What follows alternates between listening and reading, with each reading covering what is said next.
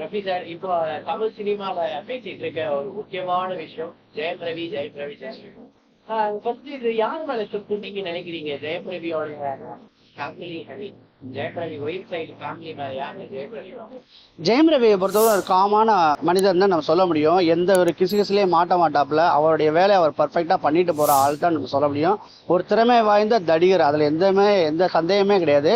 அவரை வச்சுட்டு நீங்கள் என்ன ரோல் வேணாலும் பண்ணலாம், எப்படி வேணாலும் வேலை வாங்கலாம். அந்த மாதிரி ஒரு அற்புதமான நடிகர் தான் சொல்ல முடியும். எப்போவுமே ஒரு அற்புதமான நடிகருக்கு பின்னாடி வந்து பார்த்தீங்கன்னா அவருடைய ஃபேமிலியில் வந்து பார்த்தீங்கன்னா எப்போவுமே ஒரு என்னமோ தெரில, தமிழ் சினிமாவுக்கு வந்த சோதனையான்னு தெரில, எப்போவுமே ஒரு சின்ன சின்ன பிரச்சனைகள்லாம் வந்துகிட்டு இருக்கு.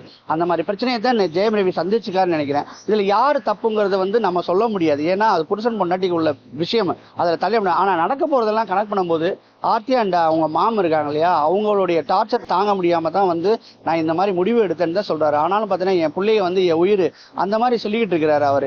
இதில் விஷயத்தில் என்ன நம்ம ஒன்றா கவனிச்சோம்னா, இப்போ லேட்டஸ்ட்டாக வந்து பார்த்தீங்கன்னா நம்ம வேல் ஐஸ்வரி கணேசன் சாரோடைய மகளுடைய வெட்டிங் போகும்போது பார்த்தீங்கன்னா அந்த கெனிஷாங்கிற அவங்க ஃப்ரெண்டோட போனாங்க, தோழியோட. ஸோ அது கான்ட்ரவர்சி ஆச்சு. இன்னும் அதை தவிர்த்துருக்கணும். அப்படி இல்லையா, அவள் ஃப்ரெண்டு தான் சொல்லிட்டு ஆணித்தனமாக நின்றுருக்கணும். இன்னும் டிவோர்ஸ் நோட்டீஸ் வந்து இப்போதான் வந்து ஃபைல் பண்ணியிருக்காங்க. டிவோர்ஸ் வந்து ஒன்றும் அப்ளை பண்ணலை, டிவோர்ஸ் ஆகலை. அதுக்கு முன்னாடி வந்து நான் வந்து கல்யாணம் பண்ணிக்க போகிறவங்க, நான் தான் என்னுடைய லைஃப் பார்ட்னர் இவங்க தான் சொல்லிட்டு அனௌன்ஸ் பண்ணதை வந்து ஜெயம் ரவியோட மகா முட்டாள்தனம், மகா தப்பு தான். நீங்கள் என்னதான் எவ்வளோ பெரிய ஆளாக இருந்தாலும் சரி, இது யாருக்காண்டி நீங்கள் செய்றீங்க? மக்கள் யாராவது கேட்டாங்களா நீங்கள் கெனிஷாவை கல்யாணம் பண்ண போகிறீங்களா, இது பண்ண போகிறேன்னு சொல்லிட்டு? அப்போ நீங்கள் வந்து ஆர்த்தியை வெறுப்பேற்றம் தானே நீங்கள் செஞ்சுருக்கீங்க. அதுதான் நான் அந்த இடத்துல தப்புன்னு சொல்லுவேன். நீங்கள் ஆர்த்தி அண்ட் ஃபேமிலியை வந்து வெறுப்பேற்றம் பண்ணது எப்பயுமே வந்து நியூட்டனின் தேடலா மாதிரி ஒரு ஆக்ஷனுக்கு ஆப்போசிட் ரியாக்ஷன் ஒன்று கிடைக்கும்ல, அந்த ரியாக்ஷன் தான் இப்போ ஆர்த்தி கொடுத்துருக்காங்கன்னு நினைக்கிறேன். ஏன்னா அவங்களும் பார்த்தீங்கன்னா கோர்ட்டோடைய முடிவுக்காண்டி வெயிட் பண்ணிக்கிட்டு தான் இருக்காங்க. ஸோ இந்த மாதிரி சூழ்நிலை இது வந்து தேவையில்லாத ஒன்றுன்னு நினைக்கிறேன். தேவையில்லாமல் அந்த மாதிரி இருக்கும் போது ஃபேமிலியவே வந்து பிரிஞ்சு இந்த மாதிரி முடிவுலாம் எடுக்கிறாருன்னு நினைக்கிறேன். அவர் கோவத்தில் எடுக்கிற முடிவு வந்து பார்த்தீங்கன்னா பிள்ளைகளை பாதிக்குங்கிறது தெரியாமே பண்ணுறாங்க. அது தப்பு. ஒருவேளை டிவோர்ஸ் ஆன பின்னாடி நீங்கள் எத்தனை பேர் வேணால் கல்யாணம் பண்ணிக்கிங்க, அரசியலமைப்பு சட்டப்படி நீங்கள் யாரை வேணாலும் கல்யாணம் பண்ணிங்க, அதுக்கெல்லாம் உரிமை இருக்குது. ஆனால் டிவோர்ஸ் பண்ணிட்டு இருக்கும் போதே நீங்கள் வந்து யாரையோ வெறுப்பேற்றுறதுக்காண்டி, யாரோ ஒருத்தரை வந்து நீங்கள் வந்து சந்தோஷப்படுத்துறதுக்காண்டி இல்லை, வெறுப்படுத்துறதுக்காண்டி நீங்கள் செய்கிறத வந்து அவங்கள மேலுமே வெறுப்படைய வைக்கும். அது வந்து இப்போதைக்கு மனைவியாக இருக்கிற ஆர்த்திக்கு வந்து ரொம்ப காயப்படுத்திருக்குன்னு தான் நான் நினைக்கிறேன். இப்போ ரவி சார், எனக்கு என்ன கேள்வினா, ஃபர்ஸ்ட் வந்து ஜெயம் ரவி ஆர்த்தி அதுக்கு ஈடா ஜெயம் ரவி ஒண்ணு போட்டாங்க, அப்புறம் இவங்க ரெண்டு பேருக்கு ஈடா கெனிஷா ஒண்ணு போடுறாங்க. ஸோ இப்போ அஃபிஷியலா இவங்க ரெண்டு பேரும் மேரேஜ் பண்ணல, எனக்கு டைவர்ஸ் ஆகி. ஸோ இந்த மாதிரி சமயங்கள்லேயே வந்து இப்போ இன்னொரு கெனிஷா போடுறதுலாம் கரெக்ட் நீங்க நினைக்கிறீங்க? நான் என்ன பொறுத்தவரை என்னன்னா, ஆர்த்தி வந்து ஆஃப்டர் ஃபைல் பண்ண கேஸ் இருக்கு இல்லையா, விவாகரத்து ஃபைல் பண்ண பின்னாடி தான் கெனிஷாவே உள்ள வந்ததா சொல்றாங்க. அது ஓரளவு உண்மையா இருக்கும் போல. ஆனா ஆர்த்திக்கு வந்து ஒரு ரீசன் தேவை, ஸ்ட்ராங்கான ரீசன். அதனால தான் அவங்க அஃபேருங்கிற அதை ஃபைல் பண்ணியிருக்கான்னு தெரியல. ஏன்னா கோர்ட்டில் கேஸ் நடக்கிறதுனால நம்ம அதை பற்றி டீட்டெயிலாக சொல்ல முடியாது. நீங்கள் அப்படி நடக்கிற சம்பவங்களை வச்சு நம்ம பார்க்கும்போது பார்த்தீங்கன்னா ஆர்த்தி வந்து அவசரப்பட்டு ஃபைல் பண்ண பின்னாடி தான் கெனிஷா லைஃப்பில் உள்ள வந்ததா கெனிஷா சொல்கிறாங்க. ஆர்த்தி என்ன சொல்கிறாங்க, முன்னாடியே அஃபேர் இருந்துச்சுன்னு சொல்கிறாங்க. அவர் என்ன சொல்கிறாரு, எனக்கு ஃப்ரெண்ட்ஷிப் தான் சொல்கிறாங்க. அப்போ மூணுமே வந்து பார்த்தீங்கன்னா சரியான ஒரு இது இல்லை. ஆர்த்தி சொல்கிறது பொய் மாதிரி இருக்குது, கெனிஷா சொல்கிறது பொய் மாதிரி இருக்குது, ஜெயம் ரவி சொல்றதும் பொய் மாதிரி இருக்குது. ஸோ இது வந்து பின்னி எடுக்கப்பட்டது. இது எப்போ நமக்கு தெரியும்னா கோர்ட்ல டிவோர்ஸ்னு வந்த பின்னாடி தான் சரியான ரீசன் வரும். இப்போ ரீசெண்டா வந்து ஆர்த்தி ஜெயம் ரவி அவங்க ரெண்டு பேருக்கான பசங்களுக்கு ஏதோ ஆக்சிடென்ட்ன்ற மாதிரி ஒரு விஷயம் நடந்துதான். அப்போ வந்து நம்ம ஜெயம் ரவி அவர்கள் என் பையனை வந்து என்கிட்ட காமி அப்படின்ற மாதிரி வந்து சொல்லியிருக்காங்க.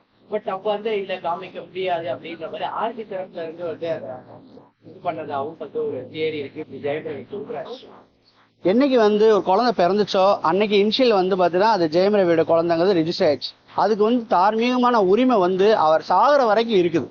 இதுதான் வந்து அரசியலமைப்பு சட்டமே இருக்குது. இப்போ வந்து அவங்க வந்து 18 வயசு பூர்த்தி அடைகிற வரை அம்மாவுடைய பின்னணியில வளரலாம். அந்த 18 வயசுக்கு பின்னாடி வந்து அந்த பசங்க வந்து என்ன முடிவு எடுக்கிறாங்களோ, நான் அப்பா கிட்ட போறேன்னா அப்பாட்ட விட்டுருவாங்க கோர்ட்ல, அம்மா கிட்ட போறேன்னா அம்மா கிட்ட விட்டுருவாங்க. அந்த 18 வயசு வரை யாரோட பராமரிப்புனா அவங்க மைனரா இருக்கிறதுனால அம்மா தாயோட அரவணைப்புல தான் வாழணுங்கிறது சட்டம்.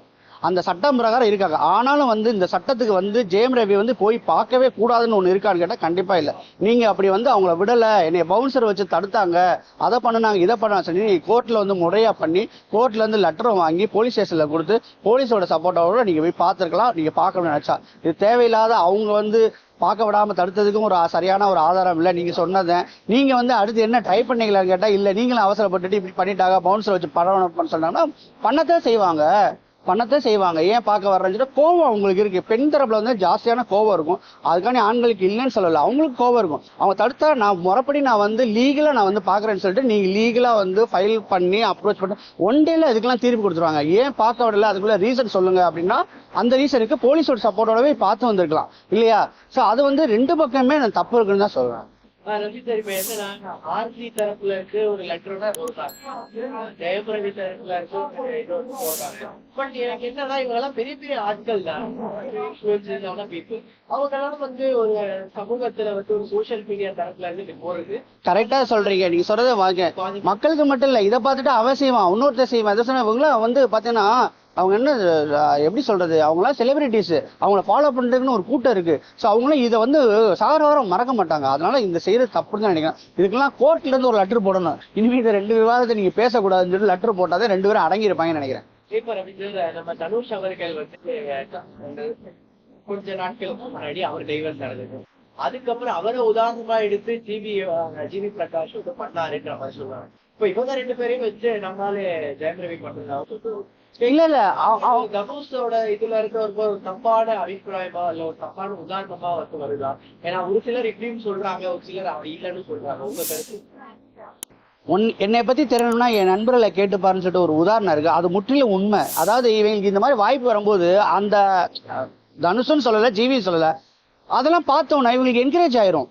ஓகேங்களா, ஓகே நம்மளும் செய்வோமே, அதை செஞ்சுட்டானே, அதெல்லாம் ஒண்ணும் இல்லைன்னு சொல்றானே, நம்மளும் பண்ணலன்னு சொல்ல, அந்த மாதிரி தானே தோணும். ஸோ அதை தான் நான் சொல்றேன். அவங்க நட்பு வட்டாரத்துல வந்து பாத்தீங்கன்னா அந்த மாதிரிதான் எனக்கு வந்து போயிருக்குமே தவிர இவர் ஸ்ட்ராங்கா முடிவெடுக்காம இருந்திருப்பாரு ஜெயம் ரவி. ஸோ இதெல்லாம் பார்த்தோன்னா சரி நம்மளும் இதை செஞ்சுருவோமே, யாருக்காண்டி நம்ம வாழ போறோம், நம்மளுக்காண்டி நம்ம வாழணும், யார் கேட்டா என்ன, யாரு என்ன நினைச்சா என்னன்னு சொல்லிட்டு ஒரு வந்துருது.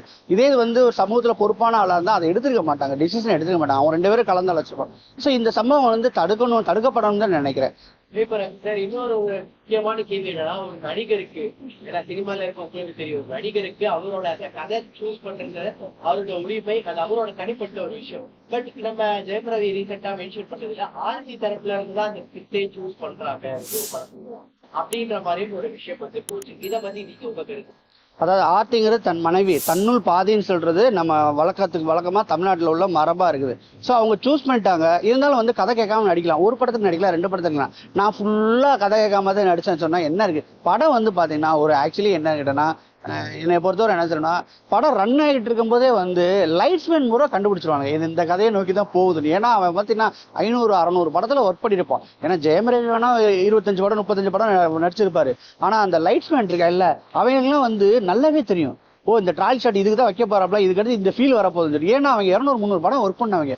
அவங்களுக்கே உணரும் போது ஒரு நல்ல நடிகர் உனக்கு உணர வேணாமா, என்ன கதை என்ன ஏது, ஏன் அவங்க கேட்டா என்ன, நீங்க தனியா வந்து கால் பண்ணுங்க, கால் பண்ணி உட்கார வச்சு பேசுங்க, என்ன படம் இதை லைட்டை இப்படி சேஞ்ச் பண்ணுங்க, இல்லைன்னா நான் இந்த படத்துக்கு நான் நடிக்கல, அவங்க வந்து இது பண்ணிட்டாங்க, எல்லாமே தரப்புல உட்காந்து பேசுங்க. இல்லைன்னா டேரக்டா ஆர்த்திட்டே பேசுங்க, இந்த கதை எனக்கு பிடிக்கல, நான் ஒர்க் பண்ண முடியாது, ஏன்னா ஏற்கனவே இந்த படம் பண்ணி ஃபிளாப் ஆயிடுச்சு, அதனால இதை நான் பண்ண முடியாது அப்படிங்கறத தெளிவா சொல்லிடணும் இல்லையா?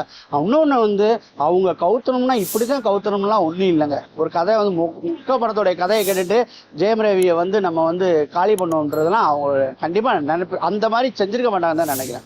இந்த வீடியோ பிடிச்சிருந்துச்சுன்னா லைக் பண்ணுங்க, ஷேர் பண்ணுங்க, கமெண்ட் பண்ணுங்க. ரஃபி தியேட்டரை மறக்காம சப்ஸ்கிரைப் பண்ணிருங்க, பெல் பட்டனை கிளிக் பண்ணிருங்க.